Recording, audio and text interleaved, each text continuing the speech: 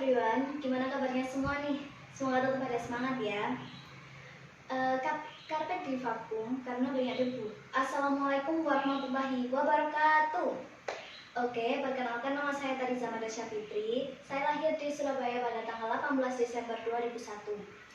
Saya bertempat tinggal di Jalan Imam Bonjol Blok 16, Kodono Sidoarjo.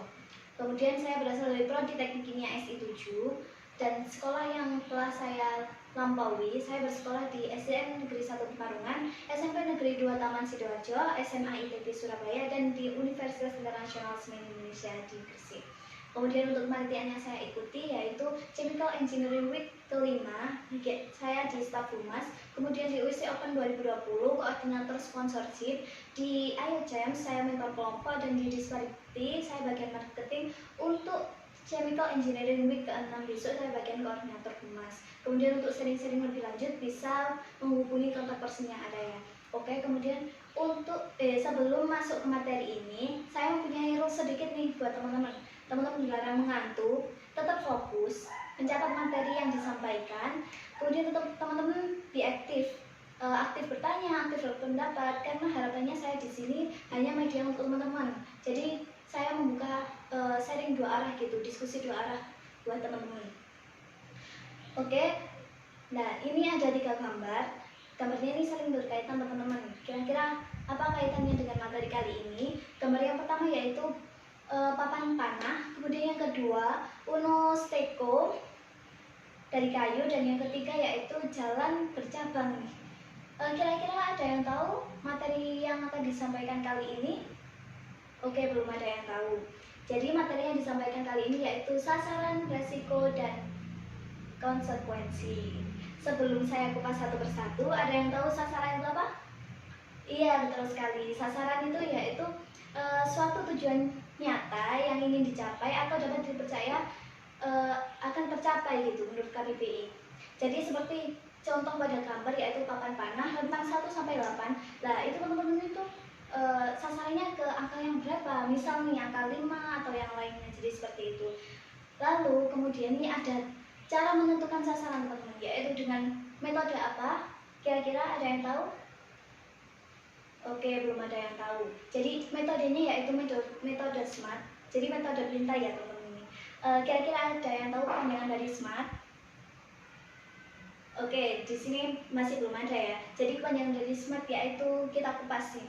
S-nya kira-kira ada gambar papan panah. Kira-kira apa ya teman-teman? Ada yang tahu? Oke, spesifik ya, betul sekali. Jadi gambar yang pertama ini spesifik. Untuk gambar yang selanjutnya ini apa ini teman-teman? Ada meteran dan ada tulisan sukses, yaitu kesuksesan nih kira-kira. Iya, kesuksesan yang terukur. Itu kira-kira bahasa Inggrisnya apa ya teman-teman ya? Oke, measurable. Terus kemudian untuk gambar yang ketiga yaitu ada gambar tulisannya impossible, tapi ini yang dicoret berarti dia possible. Nah, itu kira-kira apa ini?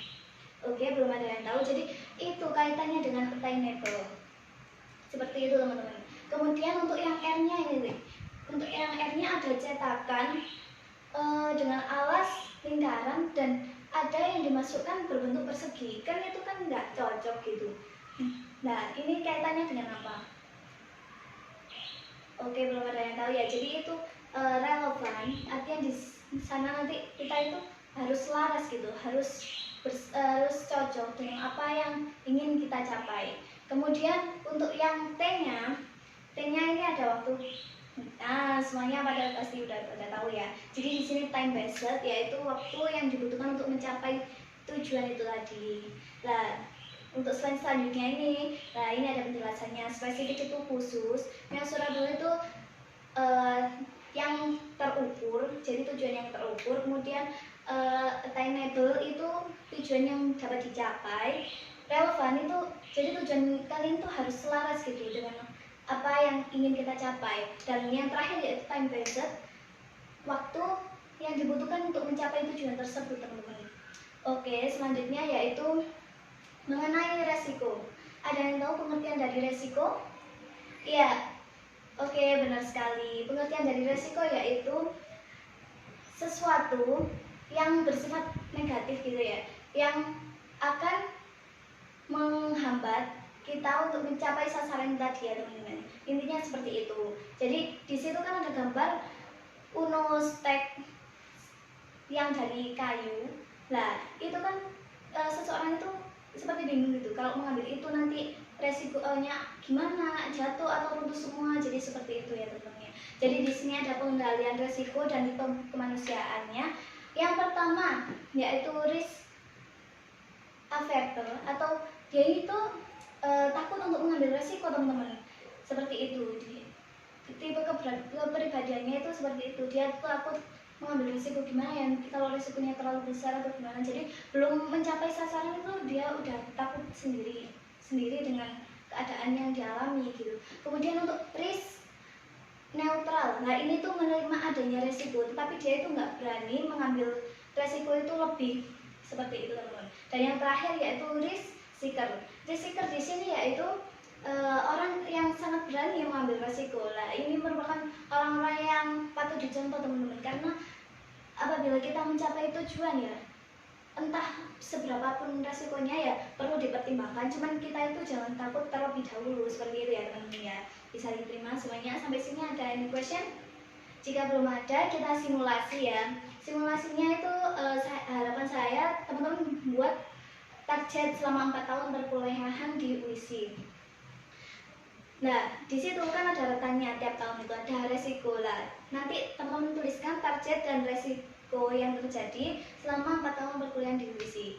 Kemudian sebelum ke situ saya punya beberapa contoh nih. Misal tahun 2020 teman-teman itu ingin bisa beradaptasi, IPK-nya 4 gitu ya. 2021 teman-teman ingin mengikuti berbagai kepanitiaan, kemudian ingin beasiswa, dan tahun-tahun selanjutnya bisa dilihat di slide ya. Nah kemudian oke, sekarang teman-teman lanjutkan simulasi. Baik, simulasi sudah selesai. Yang sudah dituliskan teman-teman, yang sudah dicampurkan teman-teman itu benar semua. Jadi harapan saya di sini teman-teman sudah bisa ya menentukan target-target teman-teman dan risiko yang terjadi. Harapan saya ke depannya teman-teman selama menjadi mahasiswa besok bisa memanajerial waktunya masing-masing, bisa menentukan tujuannya mau gimana nanti ke depannya, seperti itu ya teman. Dan yang terakhir ini ya, yaitu konsekuensi. Ada yang tahu pengertian dari konsekuensi? Iya. Oke, akibat ya. Jadi konsekuensi itu akibat yang dirasakan, akibat yang kita rasakan saat kita mengambil atau melakukan hal tersebut. Jadi akibat yang kita lakukan itu apa, seperti itu ya. Oke, sampai di sini any question? Jika tidak ada, oh ada, oke. Gimana Kak cara mencapai kesuksesan? Oke, cara mencapainya yaitu cara sukses mencapai tujuan gitu ya maksudnya. Oke. Teman-teman tuliskan nih apa yang ingin diceritakan. Kemudian teman-teman itu setelah dituliskan komitmen dengan diri sendiri. Setelah komitmen, teman-teman harus punya plan lain, rencana lain gitu ya. Nanti ingin jadi apa, terus apa yang ingin ditujukan. Kemudian teman-teman setelah mempunyai rencana lain itu harus menyisipkan motivasi biar lebih bersemangat gitu ya. Nah, kemudian setelah mempunyai rencana lain, teman-teman itu harus mengevaluasi gitu ya. Kemudian dan yang terakhir itu berdoa dan pasrah. Entah itu apapun hasilnya nanti diserahkan pada Yang Maha Kuasa. Oke teman-teman, sampai di sini ada yang ditanyakan lagi? Jika tidak ada, sedikit motivasi yang saya berikan. Berat tidaknya hidup, bahagia itu wajib. So do your best version of you. Saya Tariza Madasya Fitri, pamit undur diri. Wassalamualaikum warahmatullahi wabarakatuh.